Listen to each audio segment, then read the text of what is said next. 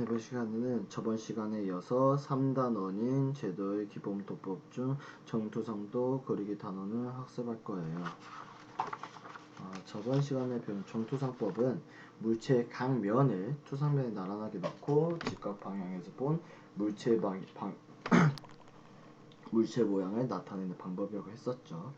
쉽게 말해서 3차원의 물체인 지각, 물통, 필통 등을 2차원 평면에 정확히 표시해서 그리는 것을 말합니다. 그리고 이 정투상법을 통해서 도면을 그릴 때는 정면에서 본 정면도, 우측에서 본 우측면도, 위에서 아래로 내려다본 평면도를 대표적으로 3개가 있었고, 또 뭐 있었죠? 우측이 있으면 좌측 있겠죠. 그럼 좌측면도 있었고, 위에서 내려다봤으니까 아래에서 위로 본 저면도도 있었고요. 정면도의 반대인 배면도도 있었습니다. 이 부분 꼭 다시 기억해 두면서 이번 수업 시작합시다. 이 사진은 여러분들이 학교에서 배우고 있는 인벤터의 도면이에요.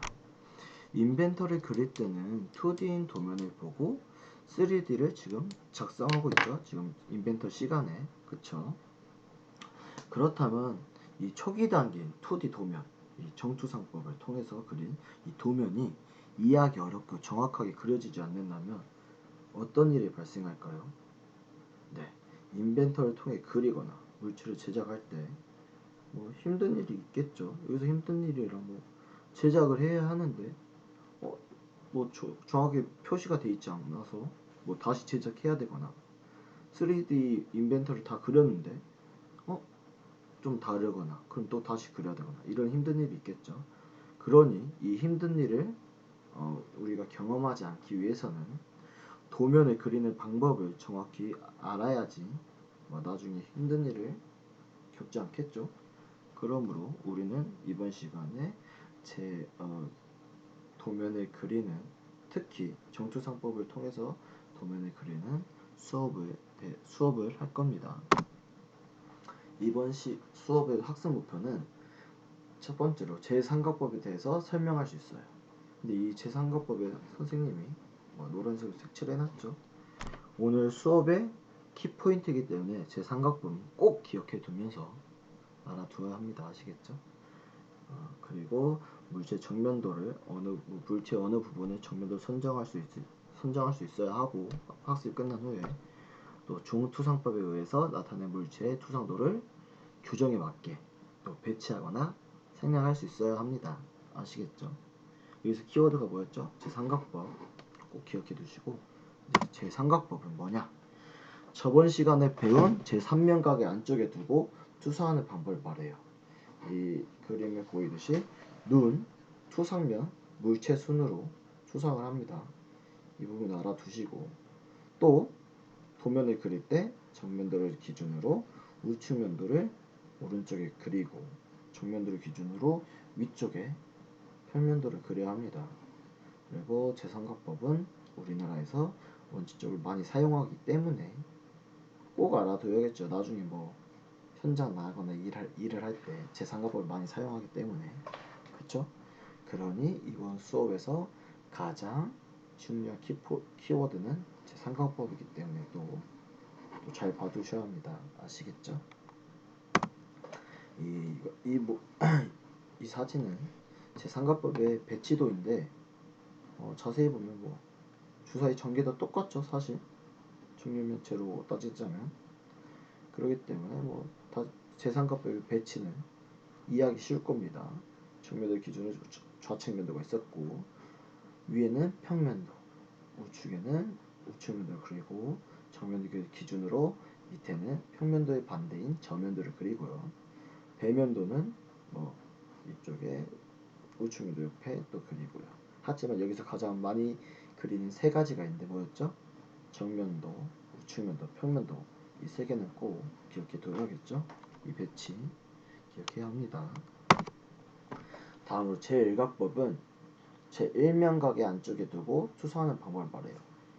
여기 보이다시피 눈, 물체, 투상면 순으로 투상을 하고, 제1각법은 제3각법과 다르게 정면도를 기준으로 좌측에 우측면도를 그리고 아래쪽에 평면도를 그리고요. 그 정면도로 위쪽에 뭐가 있겠죠? 저면도가 있겠죠. 그리고 이 오른쪽에는 좌측면도가 있고 그 옆에는 또 배면도는 똑같습니다. 정면도 배면도 배치는. 하지만 좌측 우측면도가 바뀌었고 평면도 저면도의 배치가 바뀌었다는 것을 특징으로 알고 있으면 되겠습니다. 이 제일각법 뭐 독일에서 많이 사용하긴 한데 우리나라에서는 그렇게 사용하지 않고 제일각법은 도면을 볼 때 정면도가 좀 많이 눈에 띄어요. 그래서 조선과 건축제도에서 사용되긴 하는데 제3각법을 더 중요시하면서 이번 수업은 들으면 될 것 같습니다. 이 나가 봤을 때 가와 나 이게 투상 도면을 그린 건데 이게 뭐 표시를 안 하면 뭐 이게 뭐 정면도 뭐 제1각법인지 제3각법을 써서 그린 건지 모르겠죠. 이 나가 제3각법을 통해서 그린 거고 가가 제1각법을 통해서 그린 도면인데 이때 꼭 도면을 그릴 때는 이 표제란에 제3각법인지 제1각법인지고 그 표시나 뭐 문자로 표시해야 되고요. 아니면 또 표제란 중에서도 이 각법, 투상법 표기란에 제1각법인지 제3각법인지 표시를 하면서 도면을 그려야 합니다. 그리고 이 투상도의 선정인 대표적으로 정면도를 선정하는 방법으로 생각하시면 돼요. 도면을 그릴 때는 어떻게 그려야 한다 했죠? 이해하기 쉽고 정확하게 그려야 한다고 했었죠. 그러기 위해서는 정면도는 물체의 그 모양이나 특징 이런 게 가장 잘 나타낼 수 있는 면을 정면도로 선정해야만 이해하기 쉽고 정확히 그리겠죠. 그리고 정면도만으로 그 물체의 형상을 이해할 수 있어요. 그렇다면 다른 뭐 평면도, 우측면도 그릴 필요가 있을까요? 없겠죠. 그러므로 다른 투상도는 그리지 않고요. 동물, 자동차, 비행기, 선박 등은 측면을 정면도로 선정해야 해요. 이유가 뭐냐? 가로로 길기 때문에 자동차를 생각했을 때 뭐 정면으로 봤을 때 우리가 상상하는 그 정면 있잖아요. 그쪽이 아니라 뭐 우리가 차 문을 열는 그 차문 그쪽을 측면으로 생각하면서 그쪽을 정면도로 선정해야 모양의 특징이 잘 나타나기 때문에 이 부분은 또 기억해 주시면 좋을 것 같습니다. 결론적으로 도면은 정확하고 알기 쉽게 그려야 하겠죠. 다음으로 투상도를 배치하고 생략할 때가 있어요. 지금까지 선생님이 도면을 그릴 때 정면도, 평면도, 우측면도 그린다 했죠. 벌써 좌측면도, 저면도, 배면도는 빠져 있어요. 그 이유가 뭐겠어요? 생략한 거예요, 생략. 왜? 이 세 개로 물체를 이해할 수 있기 때문에. 그렇다면 1면도시, 2면도시, 3면도시가 있죠. 그럼 3면도시는 아까 선생님이 말한 것처럼 정면도, 평면도, 우측면도를 통해서 이해할 수 있기 때문에 나머지 뭐 저면도, 배면도, 좌측면도는 생략한 겁니다. 여기서 도시는 그림이라고 생각하시면 이해하기 편할 거예요. 도면의 개수. 그럼 1면도시는 말 그대로 한 개. 아까 뭐였죠? 정면도 하나만으로 앞에 투성도를 선정할 때 정면도만으로 2번 정면도만으로 이해할 수 있을 때 투상도를 그리지 않는다 했었죠. 이때 이게 1면도시예요. 하나로만 정면도 하나로만 이해가 되기 때문에 다른 뭐 우측면도 평면도가 필요 없어요. 그게 1면도시. 미면도시는 뭐겠어요? 두 개겠죠. 그러면 이 정면도와 뭐 우측면도, 뭐 정면도와 뭐 평면도 이렇게 두 개의 도면으로 이해할 수 있을 때 두 가지만 그리면 되겠고요. 뭐 삼면도 지금 말했고 숨은 선이 적은 투상도의 선정은 또 뭐냐? 아까 말한 것처럼 좌측면도 우측면은 대칭, 평면도와 정면도는 대칭이라 했죠. 만약에 우측면도와 좌측면도 중에서 우측면도는 숨은 선이 없고 좌측면도에는 숨은 선이 좀 있어요. 그렇다면 숨은 선이 있는 쪽이 이해하기 쉬울까요? 숨은 선이 없는 쪽이 이해하기 쉬울까요? 네, 당연히 숨은 선이 적은 쪽이 더 이해하기 쉽기 때문에 투상도를 선정할 때는 수문선이 더 적은 쪽을 선택하면 되겠습니다. 네, 그러면 오늘의 학습 내용은 여기서 끝이 났고요. 이제 활동학습을 할 거예요. 지금까지 우리가 배운 내용인 제3각법을 통해서 이 두 가지 물체를 그려볼 거예요. 이때 그릴 때는 꼭 유의사항, 제3각법의 배치가 뭐였죠? 정면도를 기준으로 위에서 정면도를 기준으로 위에서 내려다본 평면도를 그리고 정면도를 기준으로 우측에서 본 우측면도로 그려야 되는 이런 이 배치로. 그러면 3, 4번을 그리도록 합시다.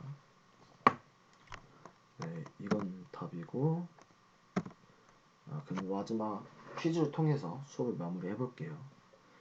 제1가법은 눈, 투상면 물체 순서로 투상하며 우리나라에서 원칙적으로 사용된다. 정답은 X고 제1가법이 아니라 제3가법이겠죠. 제3가법이 눈, 투상면 물체 순으로 투상을 하고 우리나라에서 원칙적으로 많이 사용된다 했었습니다. 제1가법은 눈 물체 투상면이고 독일에서 많이 사용되고요. 그리고 다음 문제로 정면도는 대상물의 모양이나 특징을 가장 나타낼 수 있는 면으로 선정하면 안 된다. 선정하면 안 될까요? 아니죠. 선정해야겠죠. 왜? 도면은 다른 사람들을 봤을 때 이해하기 쉽고 정확하게 그려가기 때문에 선정해야 합니다. 특징이나 모양이 잘 나타낼 수 있는 면을.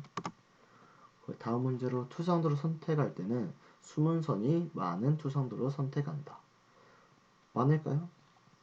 네, 정답 X죠. 수문선이 많은 게 아니라 적은 쪽이겠죠. 이것도 똑같이 이해하고 정확하게 이해하기 쉽게 만들기 위해서. 이제 결론. 마지막 문제. 투상도는 다른 사람들이 알기 쉽게 만들어야 한다. 지금까지 뭐였죠? 당연히 오죠. 네, 그럼 이렇게 수업을 마무리하겠습니다. 수고하셨습니다.